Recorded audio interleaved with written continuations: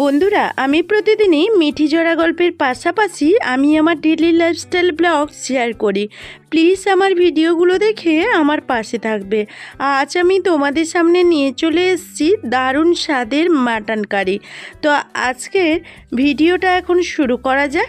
তো বন্ধুরা, মিঠি জোড়া ধারাবাহিকের নতুন আপডেটে দেখা যাচ্ছে যে রায়ের এক প্রেগন্যান্সির নিউজে গোটা খেলাটা উলটপালট করে রেখে দিল কোয়েল। রায়ের যখন বারবার করে শরীর খারাপ হতে থাকলো, তখনই রায় বলতে থাকলো, না এবার আর আমি কোনো মতে নিজে থেকে বসে থাকবো না, বরং নিজে গিয়ে ডক্টর দেখিয়ে আসি।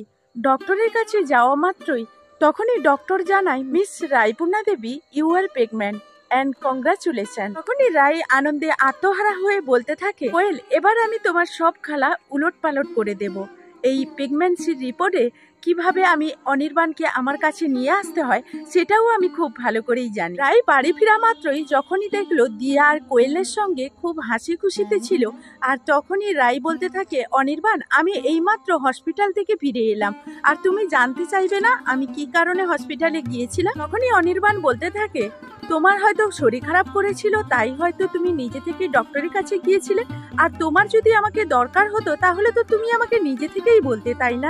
রাই বলতে থাকে যে এবার থেকে যতবারই আমি ডক্টরের কাছে চেকআপে যাব ততবারই আমার তোমাকে প্রয়োজন হবে, আর আমি আশা করব এখন আমি তোমাকে যে নিউজটা দেব সেই নিউজটা শুনে তোমার অন্তত আমার উপর থেকে সব রাগ অভিমান দূর হয়ে যাবে। অনির্বাণ বলতে থাকে, তার মানে তুমি কি বলতে চাইছো, পরিষ্কার করে বলো তো রাই। তখনই রাই বলতে থাকে, অনির্বাণ, আমি কনসিভ করেছি, তুমি বাবা হতে চলেছো, দীর্ঘদিনের পহর এবার শেষ হতে চলেছে। কথা বলা মাত্রই কোয়েল বলতে থাকে, না, এটা কিছুতেই হতে পারে না। তখনই রাই কোয়েলের কাছে গিয়ে বলতে থাকে, কি ব্যাপার কোয়েল, তোমার পায়ের নিচ থেকে মাটি সরে গেল নাকি? তোমার একেবারেই বিশ্বাস হচ্ছে না? চাইলে কিন্তু তুমি আমার রিপোর্টটাও দেখে নিতে পারো। আমাকে ডক্টর সঠিক রিপোর্ট দিয়েছে বলেই আমি অনির্বাণকে এসে গুড নিউজটা শোনালাম। কি অনির্বাণ, তোমার এবার নিশ্চয়ই কোনো রকম কোনো আক্ষেপ থাকবে না আমার উপর, যে এতদিন আমি তোমাকে বাবা ডাক্তার শোনাতে পারিনি বলে? তখনই অনির্বাণ আনন্দে আত্মহারা হয়ে রাইকে জড়িয়ে ধরে বলতে থাকে, সত্যিকার অর্থে রাই, তুমি যে এরকম একটা গুড নিউজ আমাকে দেবে আমি সেটা কোনোদিনও ভাবতে পারিনি। তখনই রাই কোয়েলকে বলতে থাকে, কি কোয়েল, তোমার খেলাটাকে দিলাম তো উলটপালট করে? তুমি নিশ্চয়ই আশা করনি তোমার খেলাটাকে এইভাবে আমি ঘুরিয়ে দেব। আসলে কি করব বলো তো, ঠাকুরও তোমার সহায় হয়নি, ঠাকুর তো আমার সহায় হয়েছে।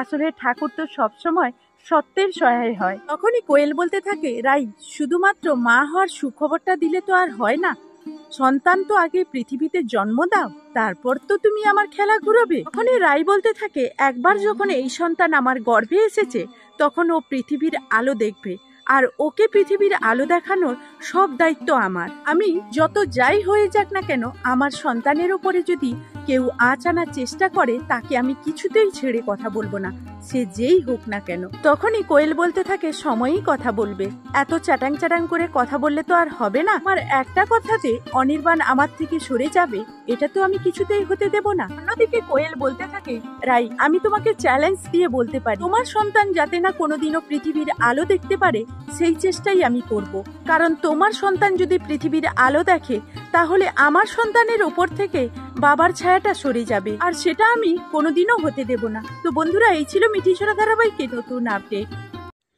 আলু দিয়ে মটন কারি তো এর আগে অনেকেই অনেকভাবে বানিয়েছো, তো এইভাবে একবার বানিয়ে দেখো, এর স্বাদ মুখে লেগে থাকবে। তো মটন কারি বানানোর জন্য আমি এখানে 3 চামচ ভর্তি করে 4 চামচ ধনে আর 1 চামচ জিরে নিয়ে নিয়েছি, 4টে শুকনো লঙ্কা শুকনো খলাইতে এইভাবে ভেজে নিয়েছি। এখন পুরো শিলনোড়াইতে চলে এসেছি, মিক্সিতেও পেস্ট করে নেওয়া যায়। এই মুহূর্তে আমার হাতের কাছে সেই ছোট্ট মিক্সিটা নেই, এই কারণে পারলাম না।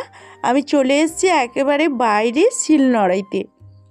তো শিলনোড়াইতে খুব ভালোভাবে কিন্তু শুকনো লঙ্কা আর এই মশলাগুলো পেস্ট করে নেব। তো এই শুকনোভাবে কিন্তু পেস্ট করব না, এগুলো পেস্ট করার পর আমি কিন্তু এর মধ্যে দিয়ে দেব জল। তো পুরো মশলাটা খুব ভালো করে বেটে নেব। আর এখন তো প্রায়ই শিলনোড়াতে মশলা বাটার কাজ গুছিয়ে গেছে, এখন আমরা বেশিরভাগ মিক্সিতেই করি। তো শিলনোড়াইতে মশলা বেটে যদি তরকারি রান্না করা যায় তার স্বাদ কিন্তু আলাদা হয়। তো চলো, এখন কিন্তু চলে এসেছি কড়াই একটা বসিয়ে দিয়েছিলাম, কড়াইটা গরমও হয়ে গেছে আর তেলও দিয়ে দিয়েছি। আর তেলের মধ্যে দেখো এই আলুগুলোকে এইভাবে ছেড়ে দিচ্ছি। আমি একটু বড় বড় সাইজ করে আলুগুলোকে কেটে রেখেছিলাম আর লবণ আর হলুদ দিয়ে এখন লাল লাল করে তেলের মধ্যে আলুগুলো ভেজে নেব। তো আলুগুলো ভাজা হতে থাক। আর এই দিকে দেখো যে মাটনটা নিয়ে এসছে ওটাকে জলে খুব ভালোভাবে কিন্তু পরিষ্কার করে নেব। তার জন্য এই রকম একটা পাত্রে বের করে নিচ্ছি। এখন জল দিয়ে আমি কিন্তু 3-4 বার খুব ভালোভাবেই কিন্তু পরিষ্কার করে নিয়েছি। এইদিকে আলুটাও আমার লাল লাল করে ভাজা হয়ে গেছে। এখন একটা পাত্রে এইভাবে আমি নামিয়ে নেব। কড়াইতে আবারও কিছুটা তেল দিয়ে দিলাম আর তেলটা ভীষণই গরম হয়ে উঠেছিল, এই জন্য জিরে দেওয়ার সঙ্গে সঙ্গেই আমি পেঁয়াজটাকে তুলে দিয়ে এক সাইড করে এবার আমি দিয়ে দিচ্ছি এলাচ, লবঙ্গ, দারুচিনি। তো কয়েকটা তেজপাতাও দিয়ে দিলাম। এখন দিয়ে দিচ্ছি বাদবাকি কুচনো পেঁয়াজগুলো। তো এইভাবে সবগুলো উপকরণ কিন্তু খুব ভালোভাবে নাড়াচাড়া করে নিতে হবে। এরপর এখানে আমার 2টো মিডিয়াম সাইজের টমেটো আছে, আমি একটা টমেটো দিয়ে দিলাম। দিয়ে খুব ভালোভাবে কিন্তু টমেটোটাও তেলের মধ্যে ভেজে নেব। এখন দিয়ে দিচ্ছি লবণ। লবণটা দিয়ে দিলে খুব ভালোভাবে কিন্তু তাড়াতাড়ি টমেটোটা তেলে ভাজা হয়ে যাবে, সেদ্ধও হয়ে যাবে। এখন দিয়ে দিচ্ছি মাটন। আমি যে মাটনটা নিয়ে এসেছি পুরো মাটনটাই কিন্তু দিয়ে দিলাম। আর এখানে কিন্তু আমি কোনোভাবে ম্যারিনেট করে রাখিনি। মাটনটা যেই ধুয়েছি, পরিষ্কার করেছি, একটা পাত্রে ছিল আর ওটা এখন কড়াইয়ের মধ্যে দিয়ে খুব ভালোভাবে কিন্তু মশলার সঙ্গে এইভাবে মিশিয়ে নিচ্ছি। এইদিকে মাটনটাও হতে থাক, মাঝে মধ্যে এইভাবে নাড়াচাড়া করে দেব। আর এইদিকে দেখো আমি যে মশলাটা বেটে নিয়েছিলাম শিলনোড়াইতে তার সঙ্গে দিয়ে দিচ্ছি আদা আর রসুন পরিমাণ মতো দিয়ে খুব ভালোভাবে কিন্তু এই অল্প জল দিয়ে মিশিয়ে রেখে দেব। এখন এই দিকে দেখো মাটনের কালারটা কতটা পরিবর্তন হয়েছে। এখন আমি এর মধ্যে দিয়ে দেব পরিমাণ মতো হলুদ আর দিয়ে দেব পরিমাণ মতো লঙ্কা। তো লঙ্কাটা যেহেতু অনেক জায়গায় ব্যবহার করেছি এই কারণে লঙ্কাটা একটু দেখে বুঝে দেবে তোমরা। এখন দিয়ে দিচ্ছি কাশ্মীরি লঙ্কা। কাশ্মীরি লঙ্কা 2 চামচ দিয়ে আর হাফ চামচ গোলমরিচ দিয়ে, গোলমরিচের গুঁড়ো দিয়ে খুব ভালোভাবে কিন্তু মাটনের সঙ্গে মিশিয়ে নিচ্ছি। এখন এখানে জল অ্যাড করব। তো এখন আমাদের যে পরিমাণ জল এখানে প্রয়োজন সেই পরিমাণ জল কিন্তু এখানে অ্যাড করতে হবে। এখন আমার তরকারিটা ফুটতে শুরু করেছে আর আমি এই পর্যায়ে দিয়ে দিচ্ছি ভেজে রাখা আলুগুলো। আলু আর মাটনটা এইভাবে একটু নাড়াচাড়া করে জলের যদি এখনও প্রয়োজন হয় তাহলে তোমরা এই মুহূর্তেই কিছুটা জল দিয়ে দিতে পারো। গ্রেভিটা তোমরা কিভাবে রাখবে সেইভাবেই কিন্তু জলটা দেবে। এখন ফুটতে শুরু করলে এখানে আমি যে মশলাটা পেস্ট করে নিয়েছিলাম শিলনোড়াতে আর কিছুটা মশলা মিশিয়ে রেখেছিলাম সেটাই এখানে অ্যাড করব। আর এখানে দিয়ে দিচ্ছি 5-6 চামচ টক দই। তো টক দইটা এরকমভাবে তোমরা আগে থেকেই কিন্তু ফেটিয়ে নেবে, ফেটিয়ে এখানে টক দইটা দেবে। আমি এখানে 6 চামচ 4 চামচের 6 চামচ টক দই অ্যাড করেছি। তো টক দইটা যদি বেশি টক থাকে তাহলে কিন্তু একটু চিনি দিয়ে দেবে। আমার কিছুটা লবণেরও প্রয়োজন ছিল, তো আমি এই কারণে লবণও এখানে অ্যাড করলাম।